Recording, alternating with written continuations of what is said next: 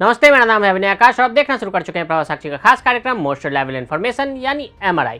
पाकिस्तान में चल रहा राजनीतिक संकट निसंदेह 1947 में अस्तित्व में आए मुल्क के लिए सबसे गंभीर चुनौती बना हुआ है। वास्तव में यह कहना अतिशयोक्ति नहीं होगी कि वर्तमान संकट पूर्व से भी अधिक गंभीर और खतरनाक है। 1971 का पाकिस्तान संकट जिसने अंततः देश को विभाजित कर दिया। जो बात वर्तमान राजनीतिक गतिरोध को विशेष रूप से विनाशकारी बनाती है वो ये है कि यह शासक प्रतिष्ठान और वहां के आवाम के बीच की दरार गृह युद्ध में बदलती नजर आ रही है। पूर्वी पाकिस्तान का अलग होना भी एक गृह युद्ध का ही परिणाम था, हालांकि ये बहुत अलग था। 1971 में गृह युद्ध एक तरफ पाकिस्तान के प्रतिष्ठान के बीच लड़ा गया तो दूसरी तरफ एक शोषित, उत्पीड़ित, असंतुष्ट प्रांत और जातीय समूह के साथ भेदभाव भी किया गया था। पूर्वी पाकिस्तान संकट के दौरान नागरिक सैन्य प्रतिष्ठान बरकरार रहे, कुछ ऐसा जिसने पाकिस्तान को पराजय से उबरने में मदद की। लेकिन आज सत्ता ही खुद से खुद युद्ध कर रही है। जुडिशल वार का खेल बेहद दिलचस्प। पाकिस्तान जिस राजनीतिक महायुद्ध की ओर बढ़ रहा है वो सरकार और पाकिस्तानी सेना के खिलाफ इमरान के नेतृत्व वाले विपक्ष को खड़ा कर रहा है, जबकि इमरान के साथ उसके सड़क योद्धाओं ने पुलिस और अर्धसैन्य रेंजरों के खिलाफ अपनी क्षमता दिखाई।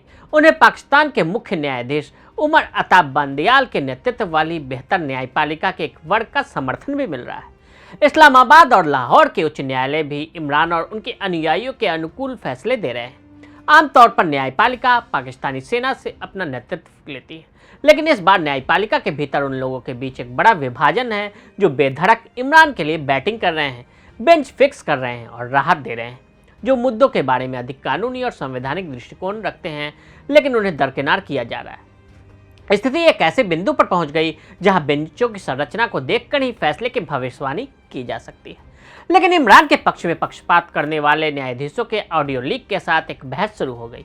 कुछ न्यायाधीशों ने खुद को कुछ मामलों में पीठ से अलग कर लिया और मुख्य न्यायाधीश को चुनौती देने वाले फैसले और न्यायपालिका के उनके प्रशासन पर सवाल भी उठ रहे हैं। संवैधानिक रूप से अनिवार्य 90 दिनों की अवधि के भीतर पंजाब और खैबर पख्तूनख्वा विधानसभाओं के लिए चुनाव कराने पर सुप्रीम कोर्ट के फैसले की अवज्ञा भी है। वहीं पाकिस्तान की शहबाज शरीफ सरकार खुलकर न्यायपालिका पर टिप्पणी करती भी नजर आ रही है। बीते दिनों सत्तारूढ़ PDM गठबंधन को सुप्रीम कोर्ट के खिलाफ नारेबाजी करते और परिसर की गेट फांदने की तस्वीर भी देखी गई। इसके अलावा पाकिस्तान के चीफ जस्टिस को हटाने की तैयारी भी संसद के जरिए शहबाज सरकार की तरफ से की जा रही है। पहली बार कोई नेता सेना से सीधा भिड़ता नजर आ रहा है। सैन्य प्रमुख जनरल आसिम मुनीर और इमरान खान के बीच चल रहा प्रॉक्सी वॉर भी मामले को जटिल बना रहा है। इस प्रॉक्सी वॉर में प्रधानमंत्री शहबाज शरीफ के नेतृत्व वाली नागरिक सरकार जनरल मुनीर के लिए मोर्चा संभाल रही है, जबकि न्यायपालिका इमरान की लड़ाई लड़ रही है। एक संगठन के रूप में सेना खुले तौर पर अपनी भूमिका निभाने में संकोच करती दिख रही है और विपक्ष और न्यायपालिका के खिलाफ सरकार पर निर्भर है, उसका समर्थन कर रही है। लेकिन राजनीतिक नैरेटिव और धारणाओं की जंग दोनों को मैनेज करने में सरकार पूरी तरह से अक्षम साबित हुई है। बेशक इसकी अक्षमता के कारण होने वाली क्षति केवल अर्थव्यवस्था के भयानक संचालन से बढ़ रही है। नतीजतन अभी के लिए यह प्रतीत होता है कि सरकार और न्यायपालिका के बीच प्रॉक्सी की लड़ाई में न्यायपालिका जीतती दिख रही है। खत्म होता सेना का डर। ऐसा लगता है कि सेना का डर और आतंक गायब हो गया है। यह सेना के लिए पूरी तरह से अपरिचित और अज्ञात है। अचानक वो खुद को ऐसी स्थिति में पा रहे हैं। आखिर कैसे अपनी प्रधानता के लिए इस खतरे को संभाला जाए? इसकी मारक क्षमता का उपयोग करना असंभव नहीं तो कठिन तो जरूर रह गया है। लक्ष्य अब रक्षाहीन, अनाम और आवाजहीन बलूच, सिंधी और पश्तून नहीं है। पाकिस्तानी सेना राजनीति से डरी, महत्वाकांक्षाओं से भरी। 12 मई की देर रात पाकिस्तानी सेना के आधिकारिक प्रवक्ता मेजर जनरल अहमद शरीफ चौधरी अपनी सेना के अधिकारियों के इस्तीफे और बर्खास्तगी के बारे में अफवाहों को दूर करने के लिए जियो टीवी पर आए। 9 मई की घटना के बाद से ही इमरान की गिरफ्तारी के बाद बड़े पैमाने पर हिंसा भड़क उठी, जिसमें से अधिकांश ने पाकिस्तानी सेना और उसके प्रतिष्ठानों को निशाना बनाया। कोर कमांडर कुछ अन्य के साथ वरिष्ठ अधिकारियों को उनके पदों से हटा दिया गया। यूनाइटेड किंगडम से वर्तमान सेना नेतृत्व के खिलाफ लगातार मुखर रहने वाले एक पूर्व सेना प्रमुख ने 12 मई को उन अधिकारियों के नामों का खुलासा किया जिन्हें आदेशों की अवहेलना करने के लिए बर्खास्त कर दिया गया था। ऐसी अफवाहें भी उड़ी कि कई अन्य कोर कमांडर जिन्हें इमरान खान कैंप का हिस्सा माना जाता था फायरिंग लाइन पर हैं और जल्द ही बर्खास्त कर दिए जाएंगे। पिछले कुछ दिनों में जंगल की आग की तरह फैल रही ऐसी सनसनीखेज खबरों के बीच इंटर सर्विसेज पब्लिक रिलेशंस के प्रमुख ने कुछ हद तक सतही स्पष्टीकरण भी दिया। इमरान ने क्या पाकिस्तानी सेना को विभाजित कर दिया? साफ है कि पाकिस्तानी सेना में अब सब कुछ ठीक नहीं चल रहा है।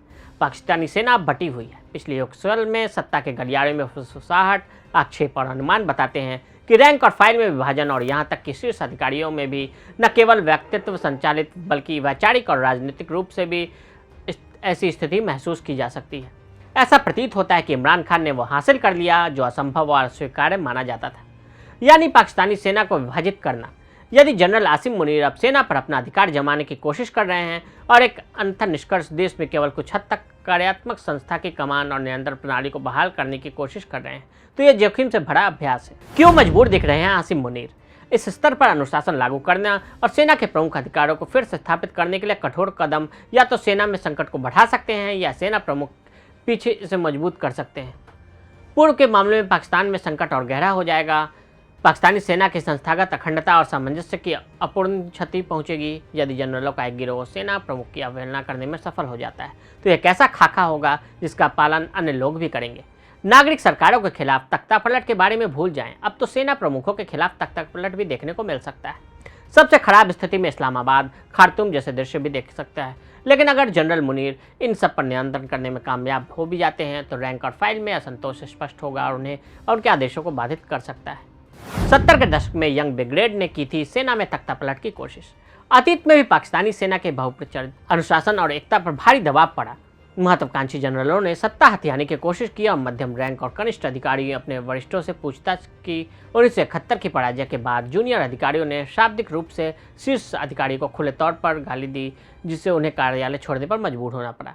1970 के दशक में कुछ युवा अधिकारियों ने सेना के नेतृत्व के खिलाफ तख्तापलट की योजना बनाई। 1990 के दशक के मध्य में मेजर जनरल जहीरुल इस्लाम अब्बासी के नेतृत्व में अधिकारियों के एक समूह ने सेना के पूरे शीर्ष पायदान का सफाया करने और सत्ता हथियाने की साजिश रची। 2000 के दशक की शुरुआत में हिजबुत तहरीर से जुड़े असंतुष्ट अधिकारियों की गिरफ्तारी हुई थी। अन्य अधिकारियों में एक ब्रिगेडियर को गिरफ्तार किया गया। चीजें पहले से कहीं अधिक भयावह दिखाई दे रही हैं। ISPR के तत्कालीन महानिदेशक मेजर जनरल अतहर अब्बास ने कहा था कि सेना अधिकारी को किसी अन्य समूह का सदस्य बनने की अनुमति नहीं दी जा सकती है। जो आज हो रहा है, जहां अधिकारी इमरान कैंप की तुलना में अधिक वफादार दिखाई देते थे, ये पूर्व प्रधानमंत्री नवाज शरीफ और जनरल राहिल शरीफ के खिलाफ इंटर सर्विसेज इंटेलिजेंस प्रमुख और कुछ और कोर कमांडर सहित जनरलों के एक गिरोह द्वारा रची गई एक साजिश भी थी। जब उन्होंने इमरान खान के 2014 के धरने का इस्तेमाल ऐसी स्थिति पैदा करने के लिए किया था जिसमें प्रधानमंत्री राहिल शरीफ को बर्खास्त कर देंगे और सेना सरकार व सैन्य दोनों शासन में परिवर्तन करने के लिए आगे बढ़ेगी। हालांकि ये सभी साजिशें विफल हो गई। पाकिस्तानी सेना में अधिकारियों की सत्ता हड़पने की कोशिशें चलती रहती हैं। कुछ ऐसा अब भी चल रहा है, केवल इस बार चीजें पहले से कहीं अधिक भयावह दिखाई दे रही है। मार्शल लॉ का विकल्प। स्थिति तेजी से उस बिंदु पर पहुंच रही है जहां कुछ लेना है। अक्टूबर तक अब आम चुनाव होने वाले हैं, तब की मौजूदा स्थिति को देखना मुश्किल है। अतीत में सेना सत्ता संभालती थी और सिस्टम को रिसेट करती थी, लेकिन अब कोई डिफॉल्ट विकल्प नहीं है। सेना बटी हुई है। इससे पहले पंजाबी अभिजात वर्ग का समर्थन भी नहीं मिला। बेशक निष्णातों का कहना है कि अगर वास्तव में सेना सत्ता संभालती है तो पंजाबी अभिजात वर्ग तुरंत पाला बदल लेगा और नए तानाशाह का समर्थन करेगा। लेकिन उन्हीं लोगों ने कभी कल्पना भी नहीं की थी कि इमरान न सिर्फ राजनीतिक रूप से सक्रिय रहेंगे बल्कि पाकिस्तानी सत्ता और राजनीतिक ढांचे को इतनी बुरी तरह हिला देंगे। सड़कों से प्रतिक्रिया के अलावा सेना को न्यायपालिका से भी जूझना पड़ रहा है। यह लगभग निश्चित है कि वर्तमान न्यायाधीशों में से अधिकांश को घर भेज दिया जाएगा और एक नई न्यायपालिका कार्यभार ग्रहण कर लेगी। अंतर्राष्ट्रीय प्रतिक्रिया को भी ध्यान में रखना होगा। कुछ समय के लिए कुछ प्रतिबंध भी लगाए जा सकते हैं। तो आज हमने आपको पाकिस्तान में चल रहे माहौल से अवगत कराया। आज के लिए दे इजाजत। ऐसी रिपोर्ट्स को देखने के लिए देखते रहे प्रभा साक्षी।